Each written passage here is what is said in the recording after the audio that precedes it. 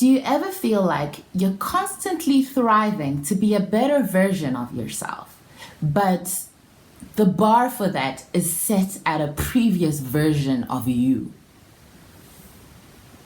They call me childish. They call me the Holy Ghost, son of the Most Father. They don't know me. Hi guys, and welcome back to my channel and to the series I like to call the Anxious Extrovert. That's me. Let's get into this video. The point of it is to say how much I am my own worst enemy. So I am currently on my weight loss journey again. Sheesh. And what I've noticed is I'm no longer comparing myself to other people. So I'm not like, ooh, I want to look like Kim Kardashian. I mean, I do, but like that's not my primary motivation. I'm not trying to be Beyonce today. I'm actually trying to be who I used to be. So if you know me, then you'd know that I was overweight before, and then I lost some weight. And I felt my most confident, my most, but then I still had kind of body dysmorphia in my mind.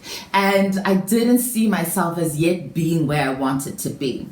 A couple years later, fast forward, and I'm here. Oh my God. Yesterday I had ice cream, I had mozzarella sticks, I had noodles, I had potato cake, I had like a couple of french fries, I had donuts. I had donuts! Oh my God, I forgot I had the donuts.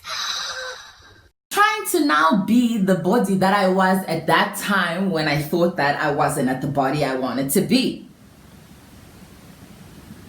If you feel me, you feel me. And it's a bit of a sucky place to be in, because if you don't reach that stage that you used to be in and it was you, you're like, ooh, I have really fallen. Like I'm in the pits. I'm in the pits because I can't even do as well as myself. What do you mean? But then I have to be like, Tash, whoa, take a step back. You moved to a new country, started working this job, and like you finished all these other things. You moved away from a dysfunctional relationship into a very stable one. Cut yourself some slack. These are not the same conditions that were there when you were in that place. Like remember the fact that you were underweight actually at that time because you were kind of starving yourself, over gymming, you were depressed, like you were going through a lot of shit. Right now you're happy. Like why are you so mad? Why am I so mad? I don't give myself enough credit. I am learning that too. This is not the 2020 to be overly criticizing myself to smithereens, because the world is gonna do that for me. Like why should I partake? Why should I be involved in my downfall? No.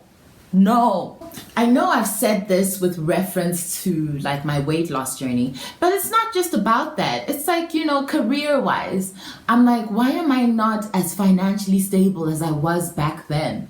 Because my mama paid for everything. Now I'm actually adulting, and you're trying, girl, you're trying. I mean, the lights are on. Shit. You can do what you can do. When it's to the point where I don't even feel like I'm as smart as I used to be. I'm 25, okay? And I'm putting myself against like my 18-year-old self. I don't need to know calculus anymore. Like that doesn't make me dumb. I'm in a different place where it's okay if I don't know what sine X is. I don't, and it's fine. I'm just here to say that if you are at that point where you just feel like you're not as good as you should be or you used to be, you're not as good as you used to be. Because even when it comes to like my YouTube content, I look at things that I made like 2 years ago and I'm like, damn, I was so good. And then I feel like I'm not doing that well anymore. But I'm in a different place in my life. There's different things going on. I'm not the Power Ranger that I used to be or want to be, because after drinking on just one day, the rest of the week is pretty much a blur. Like, that's how old I am now. I'm in a different place in my life. I'm making different content, but it's supposed to just reflect where I am in life.